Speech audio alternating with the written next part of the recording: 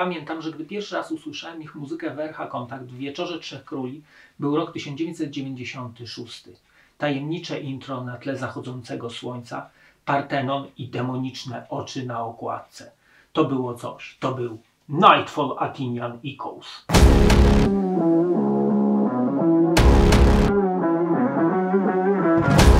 Nightfall powstają w Atenach w Grecji w 1991 roku.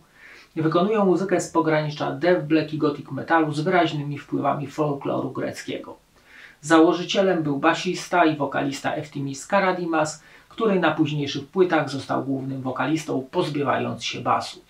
Już w 1991 wydają demówkę, która przynosi im kontrakt po 2 miesiącach z Holy Records, z którą są związani do 2003 roku. W 1992 roku ukazuje się ich debiut Parade into Centuries, w 1993 nagrywają drugi album pod tytułem Macabre Sunset, zaś w 1995 wychodzi ich trzecia płyta pod tytułem Athenian Echoes, która jest według mnie najlepsza, zawiera tony klimatu i chciałbym na jej temat powiedzieć parę słów. W muzyce Nightfall czuć atmosferę dawnych wieków. Samplowane intra wprowadzają nas wprost w objęcia starożytnej Grecji i jej mrocznych tajemnic. Poza duchem Grecji unoszącym się nad kawałkami mamy tutaj dużo ostrego grania, o bardzo specyficznym brzmieniu przesiąkniętym mistycyzmem. Gitary tną ostro jak trzeba, wokal Eftimisa jest niski, groźny, jakby sam demon z okładki przemawiał przez niego. Ostre jak brzytwa granie poprzeplatane jest fajnymi melodyjnymi motywami gitarowymi, które zaskakują progresją. Szybki death black, po czym wyciszenie i motyw muzyczny przywołujący na myśl pustynię o zachodzie słońca. Athenian Echoes ocieka wręcz klimatem, który generują samplery, ciekawie użyte klawisze oraz czysty śpiew.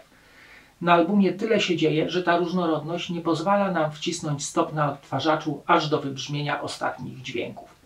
Ja na pewno odpalę sobie ten album, jeżeli najdzie mnie ochota na podróż astralną po starożytnych Atenach. Posłuchajmy teraz fragmentów, co do zaoferowania ma ten ciekawy album. Płytę rozpoczyna Azur takim samplerowanym intrem spokojnym, po czym wchodzą nienawistne gitary i wściekły wokal Eftimisa, przywodzący na myśl zmagania na polu bitwy.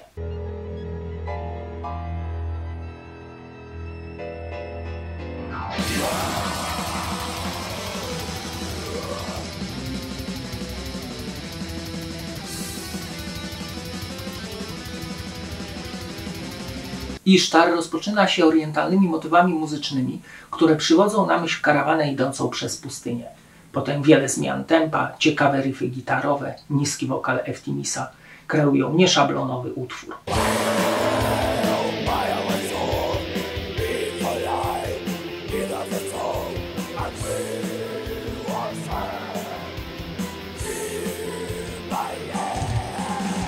The Vineyard zaś otula nas ciszą i spokojem z mroczną melodeklamacją, której towarzyszą dźwięki fletu.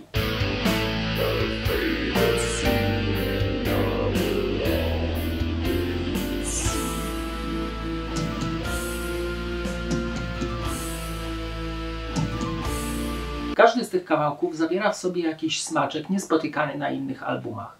A na koniec proponuję My Red Red Moon z niesamowitymi solówkami heavy, tonami samplerów. Tak się robi hity metalowe.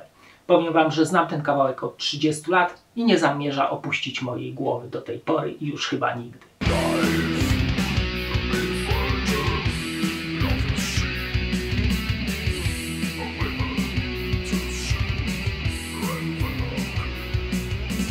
Oblukajmy teraz okładkę oraz wkładkę. To jedna z tych okładek, która fenomenalnie korespondują z zawartością albumu. Okładka jest w kolorystyce czerwono-czarnej i składa się z 3 części: oczu, księżyca oraz Partenonu, a wszystko razem składa się na oblicze demona. Wygląda to bardzo ciekawie. Na czole między oczami jest logotyp Nightfalla, a na Partenonie tytuł Athenian Echoes. Na wkładce są fajne grafiki, jest ich dość sporo, zdjęcia chłopaków z zespołu, różne inne informacje. Dziwną rzeczą natomiast jest to, że teksty zawarte na wkładce nijak się mają do tego, co śpiewa Eftimis.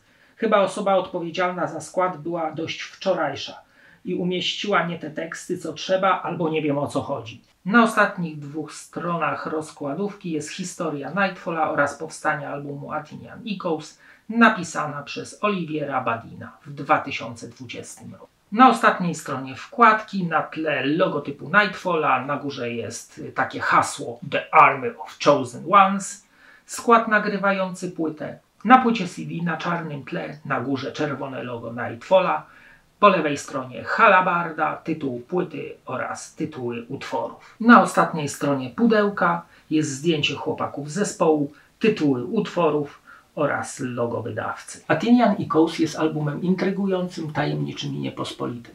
Zapewniam, że muzyka na nim zawarta jest inna od tego, co słyszałeś na innych albumach, więc warto się z nim zapoznać.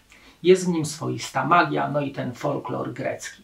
A teraz zapraszam do oglądania kolejnego odcinka. Cześć!